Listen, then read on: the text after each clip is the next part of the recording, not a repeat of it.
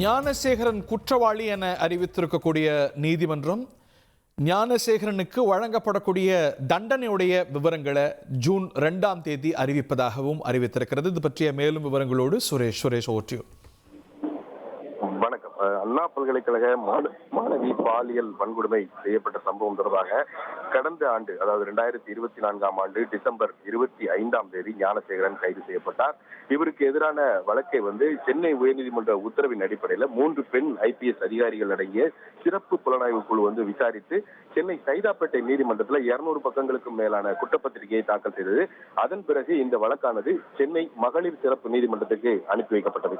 அள்ளிக்குளத்தில் இருக்கக்கூடிய சென்னை மகளிர் சிறப்பு நீதிமன்றத்தினுடைய நீதிபதி தற்போது அங்கு வேறு பணியிடத்துக்கு மாற்றப்பட்டதனால அந்த வழக்குல போக்சோ சிறப்பு நீதிமன்றம், அதாவது சென்னை உயர்நீதிமன்ற வளாகத்தில் இருக்கக்கூடிய போக்சோ சிறப்பு நீதிமன்ற நீதிபதி ராஜலட்சுமி விசாரிக்க தொடங்கினார்.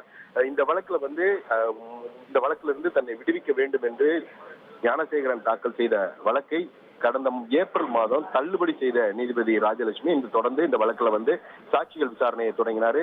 ஏப்ரல் மாதத்துல தொடங்கிய இந்த சாட்சி விசாரணையானது மே மாதத்துல இறுதி நிறைவு பெற்று அதன் பிறகு அவருடைய இருதரப்பு வழக்கறிஞர்கள் வாதமும் முடிந்த நிலையில இந்த வழக்கினுடைய தீர்ப்பானது இன்றைக்கு அறிவிக்கப்படும் என்று நீதிபதி ராஜலட்சுமி தெரிவித்திருந்தார். இதன்படி இன்றைக்கு இந்த வழக்கின் தீர்ப்புக்காக புழல் மத்திய சிறையில் அடைக்கப்பட்டிருந்த ஞானசேகரன் பலத்த பாதுகாப்புடன் நீதிமன்றத்துக்கு அழைத்து வரப்பட்டார். நீதிமன்றத்தில் அவர் ஆஜர்படுத்தப்பட்ட பிறகு இந்த வழக்குல அவர் நீதிபதி அவர் மீதான அந்த குற்றச்சாட்டுகள், அதாவது 12 பிரிவுகள்ல குற்றச்சாட்டுகள் கூறப்பட்ட நிலையில 11 பிரிவுகள்ல உங்கள் மீதான குற்றச்சாட்டுகள் நிரூபணமாயிருக்கிறது, தண்டனை குறித்து என்ன சொல்கிறீர்கள் என்று குற்றவாளி கூண்டில் நின்றிருந்த ஞானசேகரனிடம் கேள்வி எழுப்பினார்.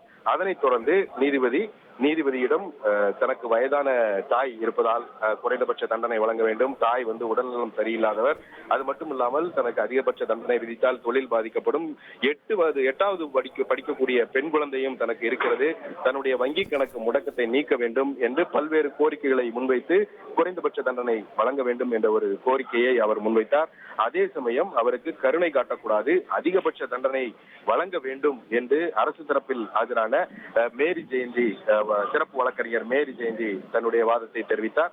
இதைத் தொடர்ந்து இந்த தண்டனை குறைப்பு என்பது இல்லாமல், அதாவது ரெமிஷன் என சொல்லப்படக்கூடிய தண்டனை குறைப்பு இல்லாமல் ஆயுள் தண்டனை விதிப்பதற்கான சட்டப்பிரிவுகள் ஏதும் உள்ளதா என்று அரசு வழக்கறிஞரிடம் கேள்வி எழுப்பிய நீதிபதி இந்த வழக்கில் தண்டனை விவரங்களை ஜூன் 2ஆம் தேதி அறிவிப்பதாக கூறி இந்த வழக்கின் விசாரணையை ஜூன் 2ஆம் தேதிக்கு தள்ளி வைத்திருக்கிறார். அதுவரைக்கும் ஞானசேகரனின் நீதிமன்ற காவலையும் நீட்டித்து நீதிபதி ராஜலட்சுமி உத்தரவிட்டிருக்கிறார்.